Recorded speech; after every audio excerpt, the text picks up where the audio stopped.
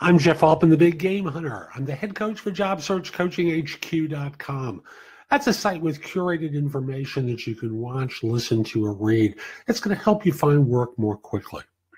Now, I thought I would do an AMA today and ask me anything because I've received a number of questions and I've been sorting them out into different categories. And I gotten to the point where I had 5 questions about interviewing. So I thought I would cover the 5 questions.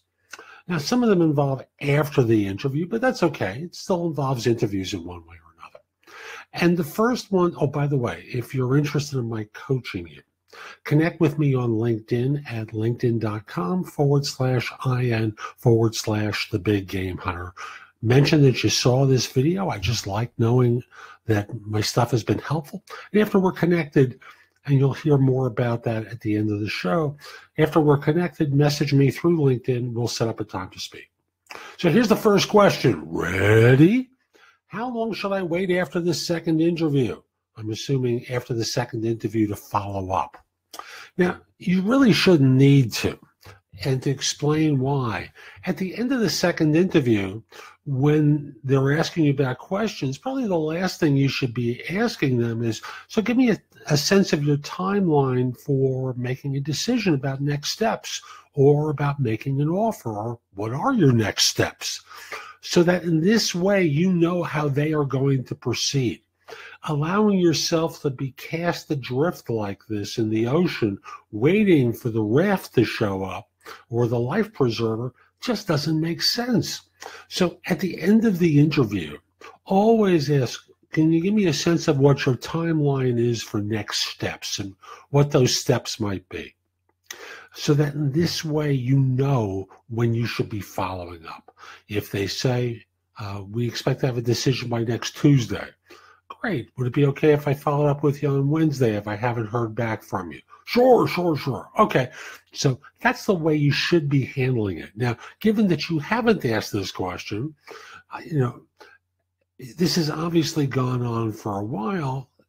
So I would contact them now and just simply say, sorry, I'm not trying to be a pest, but I haven't heard from you for a while. And so I would just ask you when I might be able to hear about next steps or whether an offer is going to be extended. That's the easiest way to do it. You can do it by phone or email. Question number 2. My recruiter said, good news, we are looking at an offer for you by the end of the week. Stay tuned. What does this mean? So let me crack the code. They're excited because they're smelling commission. So they're saying, good news. We're expecting an offer for you by the end of the week. I'll be in touch once I get it. That's really what it means. They're excited. They want to get you excited, and apparently you're not excitable. So the simplest thing is they're excited that you're getting an offer. They're trying to drum up your excitement. They want you to be thrilled about getting this offer.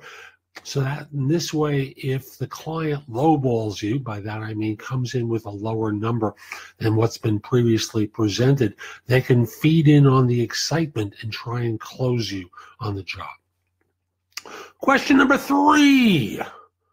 What does it mean if a recruiter emails you asking for a time to chat after a phone interview? No simple answer to this one because, frankly, it could mean a number of things.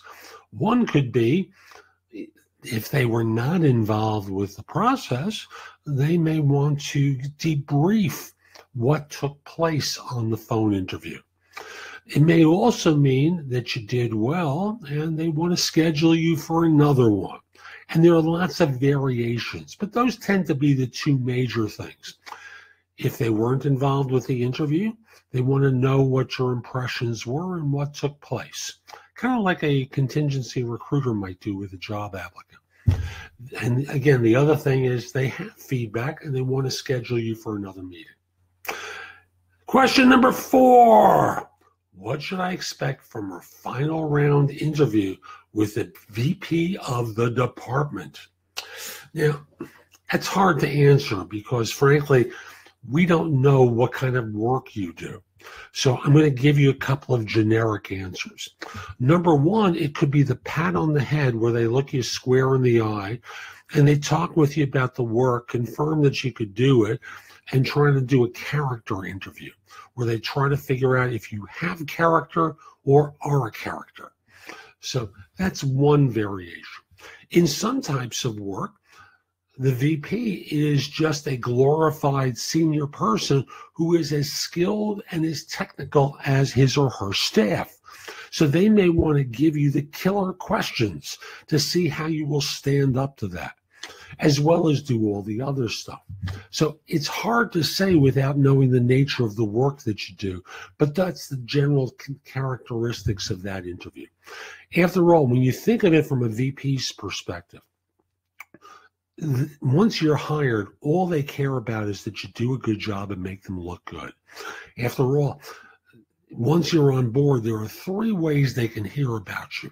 Number one, someone's calling them to praise you for, to compliment you about your performance, and they're calling them to tell them the good stuff about you. Number two is you've screwed up. You've made mistakes, and it's a problem for this person. Number three is it's time to give you a review. So they clearly don't want the first one. So they're going to talk with you about expectations. The second one, they don't want the second one, so they're going to talk with you about expectations. The first one is the one that makes them look good, because it's kind of like a parent. A teacher calls up and says, little Sally, little Ramesh was very good in school today, and we wanted you to know. It makes them look good as a parent. Well, they're the parent for you in the workforce. So they want to be looking good, and time to give you a raise or a review. Hey, that's a neutral for them. Number 5, last question. How long does it take after the final interview to receive an offer letter? Now, I'm going to give a U.S.-centric answer here, because I don't know what it's like in all nations under all circumstances. So a U.S.-oriented answer. The short version is, have they made you the offer orally yet? Assuming that they have, normally you'll get the offer letter emailed to you within 24 to 48 hours. Some firms will FedEx it to you so that you have a printed out copy. But most firms these days will send a PDF to you under the premise that the file will be locked. You can't change the data in there. And they want to get you to sign off on this and send it back to them as quickly as possible. So once the offer has been orally extended and you have orally accepted it, they will send a written offer letter to you, normally in 24 to 48 hours. The reason they want you to accept it orally is they don't want to take the time to have an admin print this out and fill in the fields for your name, address, phone number, what the numbers are, what the title is, etc. It's a waste of admin time. So they want you to orally accept the offer first before they send you the offer letter. So I hope you found this helpful. If you did, and you're interested in my coaching you one-on-one, real simple. Again, connect with me on LinkedIn at linkedin.com/IN/the Big Game Hunter. Mention that you saw this video, because again, I like knowing that I've been helpful to someone. And once we're connected, message me about coaching. I'd love to work with you. Also, JobSearchCoachingHQ.com is a site with curated information that you can watch, listen to, or read. That's going to help you find work more quickly. I discount my coaching if you join the site. So there's a benefit for you doing that. So hope you found this helpful, and hope you have a great day. Take care.